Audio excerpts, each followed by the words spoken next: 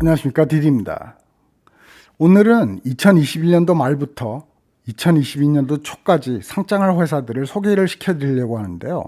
그 전에 저번 주에 재밌는 뉴스들이 있어서 이 뉴스를 접하지 못하신 분들이 또 계실까봐 이번 편에 잠시 뉴스를 보고 가고, 그리고 소개시켜드린 회사들을 총 정리를 하고 갈까 합니다. 그 외에 혹시 PSTH 스펙, 페르싱 스퀘어인데요. 벼 에크맨에 대해서 꼭 아셔야 될 점이 있어서 제가 준비를 하였습니다. 며칠 전 떠들썩한 뉴스가 나왔는데요. 드디어 리비안이 상장 등록을 하였습니다.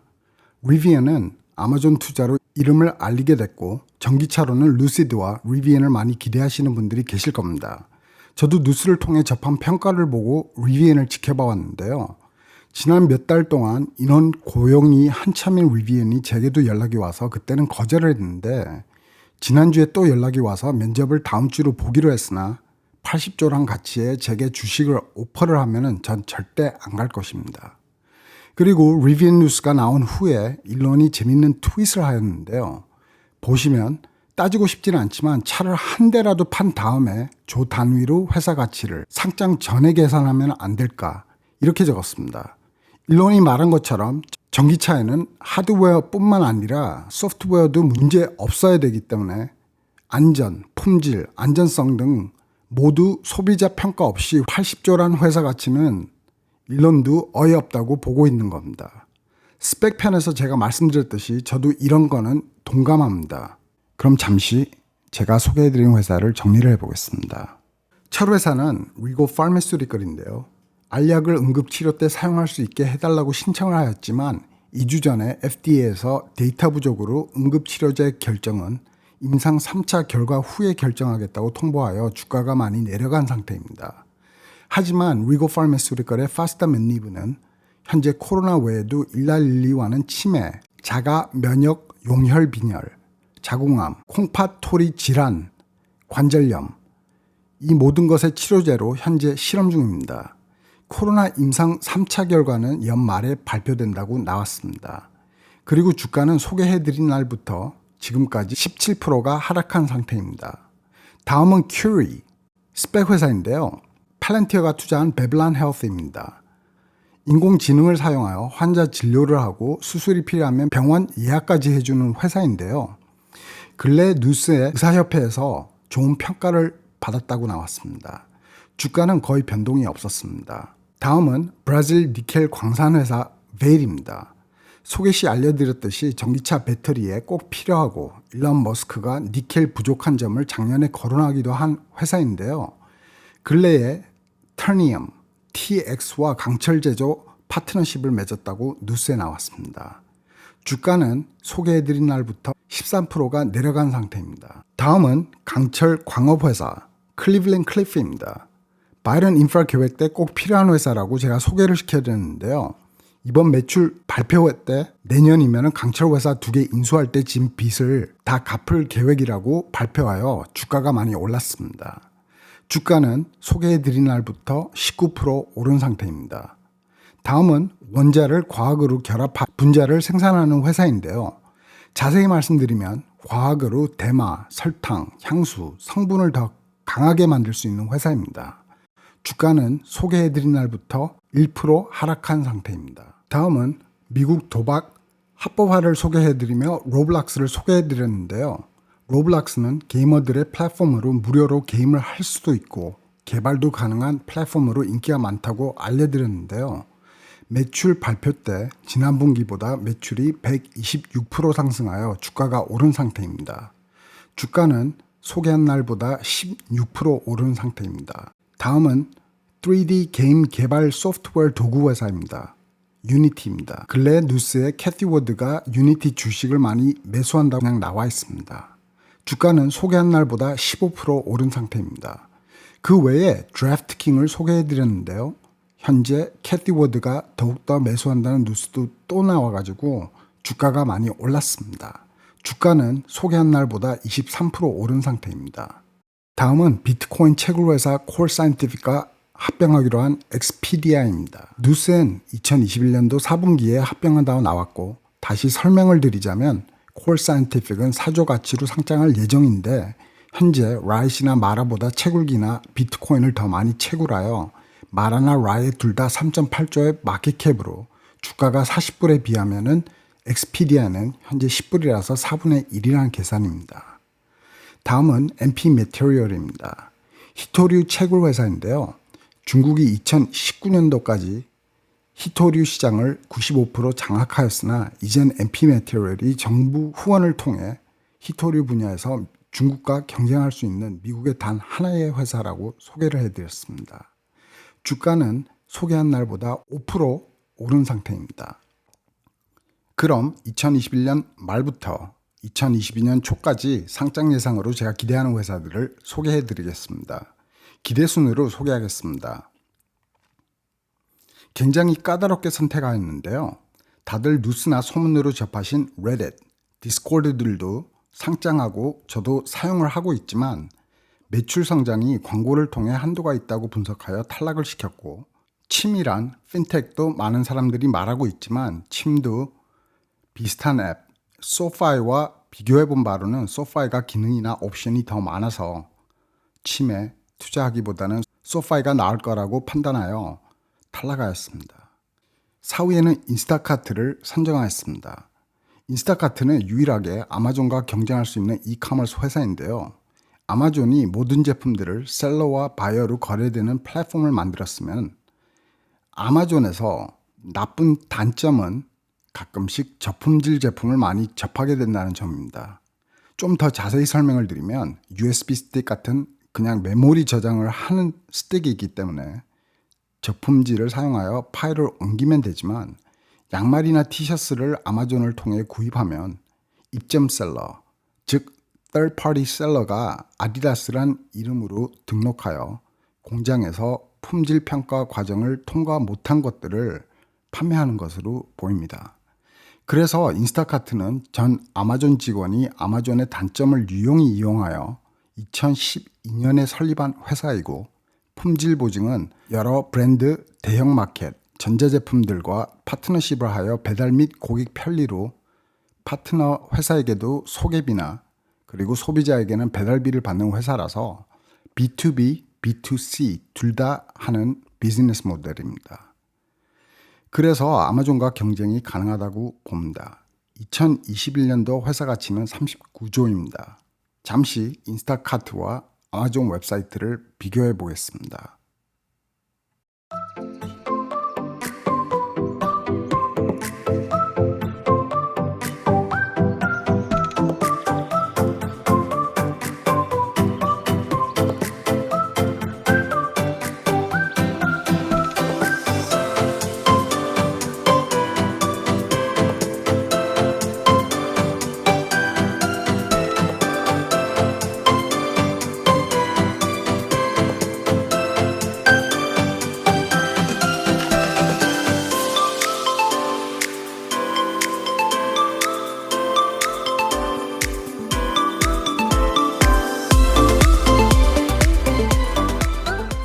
3위는 데이터브릭입니다.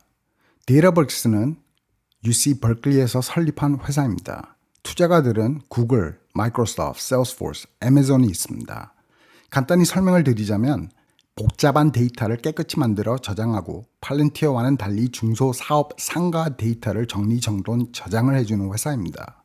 제품들은 인공지능, 데이터 저장, 데이터 프로세싱 이 세 가지입니다. 2021년 2월에 평가받은 회사 가치가 28조입니다. 인스타카트보다 더 낮은 가치이지만 상장 속도가 더 빠르고 아마존 같은 경쟁자가 없어서 전 데이터브릭스를 더 높이 평가하였습니다. 2위는 없고 1위는 공동 1위입니다. 스트라이프와 그리고 플레드입니다. 스트라이프는 코인베이스와 같이 100조 회사인데요. 2009년에 설립하여 천사 투자가들이 일론 머스크 그리고 피터 티어리인데요. 현재 세계 280만 웹사이트가 스트라이프를 사용하고 결제 시장은 5%나 장악하고 있는 거물입니다.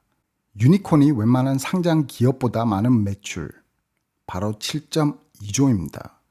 그래서 코인베이스와 거의 비슷한 회사 가치이지만 페이팔과 경쟁할 수 있는 대기업입니다.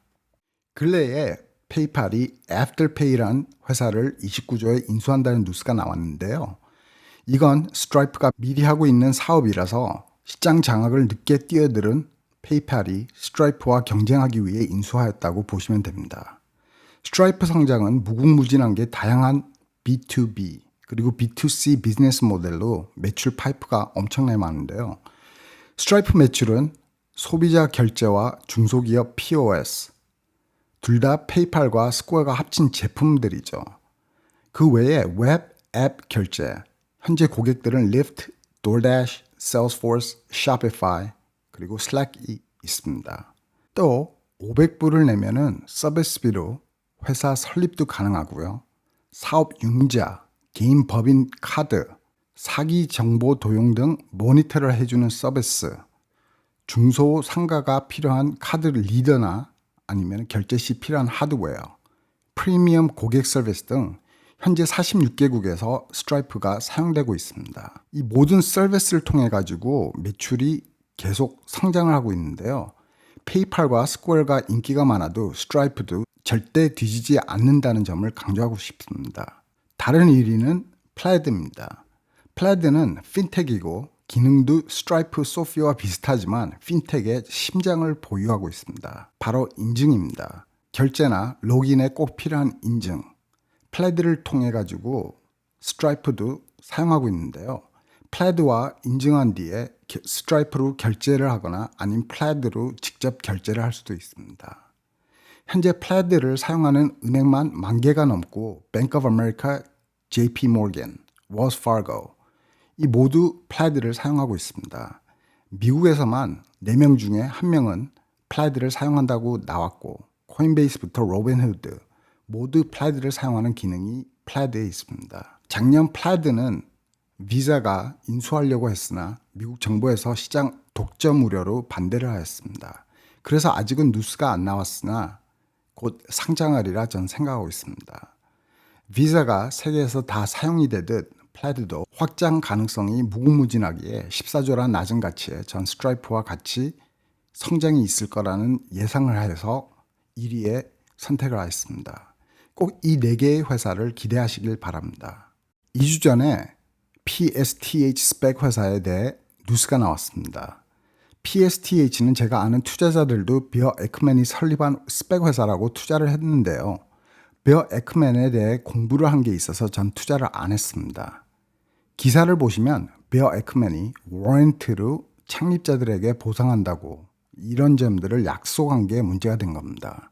저도 스펙 열풍 때 워런트로 많은 이득을 보았는데요. 모르시는 분들을 위해서 워런트를 설명해 드리겠습니다. 워런트는 한국 거래소에 있는지는 모르겠지만 스펙 주식에는 3가지가 있습니다. common, 이게 스탁이고요. 그리고 unit, 그리고 워런트가 있습니다. 큐리 한 다음에 U자가 달린 게 있고요. 그리고 큐리 W가 보입니다. unit은 위험성에 비해 이득이 많지 않아서 권하지 않기에 설명을 안 하겠습니다.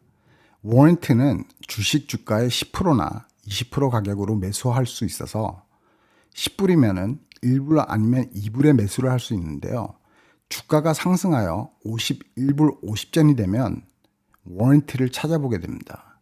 이유는 워런티는 합병 시에 1대1로 교환을 할 수가 있습니다. 그렇기 때문에 주가가 51불 50이기에 워런트 가격이 20불이라고 하면은 곧바로 워런트를 매수를 합니다.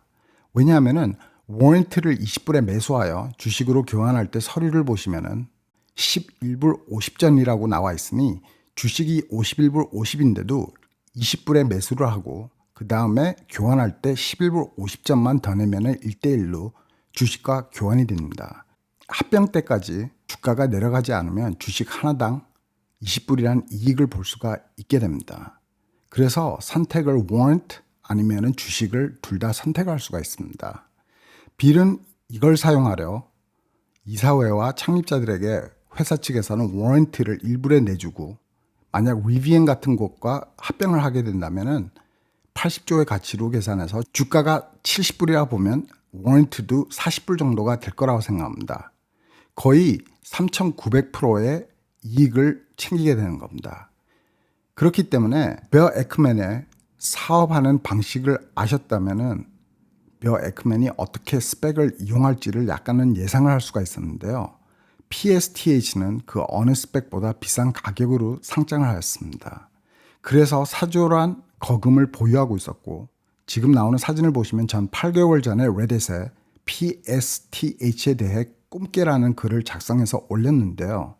이걸로 엄청 욕을 먹었습니다. 베어 에크맨의 스펙 PSTH. 베어 에크맨은 합병 회사를 못 찾을 거라고 저는 짐작을 했습니다. 베어 에크맨은 hostile takeover, 대상 기업의 반대를 무시한 주식을 일방적으로 매수하는 건데요. 제일 유명했던 사건은 밸리언트 제약 사건입니다. 밸리언트 제약 회사는 개발보다 다른 회사들을 어떤 방법을 이용하여 인수하기로 유명했는데 2008년부터 2015년까지 100개가 넘는 회사들을 인수하였습니다. 이미지가 아주 나쁜 제약회사였는데 2016년도에 빌은 밸리언트와 손잡고 알레르겐 제약을 인수 시도하였습니다. 알레르겐 제약회사는 보톡스를 개발한 회사로 당시 시장에 단 하나뿐인 치료제들을 여러 개 보유하고 있었는데요. 빌은 아무도 모르게 30%가량 주식을 매수해서 알레르겐 이사회에 알레르겐 제약을 밸리언트에 팔라고 투표 요청을 하였는데 실패를 하였습니다. 그리고 밸리언트 제약회사가 회사 인수하는 목적이 바로 치료제가 시장에 단 하나이거나 경쟁이 많이 없으면 회사 인수 후에 치료제 가격을 올려받는다는 게 그러니까 조작이죠. 들통이 납니다. 밸리언트와 손잡은 빌은 hostile takeover 방식을 사용하고 상도에 어긋난 회사와 손잡은 사람으로 소문이 납니다. 결국 밸리언트는 치료제 가격 조작한 점을 미국 정부도 개입을 해가지고 밸리언트 회장은 감옥으로 가고 빌은 결국 손해를 보며 밸리언트 주식을 매도하고 납니다. 이 소문은 투자가들 사이에 자자하기에 hostile takeover로 회사를 뺏을 수 있는 빌과 거래할 합병 회사가 없을 거라고 저는 짐작을 했습니다. 그리하여 단 하나이자 마지막인 유니버설 뮤직도 빌을 거절을 합니다. 이 소송으로 앞으로 스펙은 어마한 SEC 조사를 받을 거라고 저는 예상하고 있습니다. 그리고 며칠 전에 한국 유튜버들이 버진 올벳 합병 뉴스를 알리면서 버진 올벳은 상업이익에 투자를 권한다는 동영상을 몇 개를 봤습니다. 버진 올벳에 투자하시기 전에 꼭 공부하시길 바랍니다. 제가 버진 갤럭틱 티커 SPCE를 지켜본 바로는 리처드 브랜슨은 쓰레기입니다. 그것도 아주 무능한 쓰레기죠.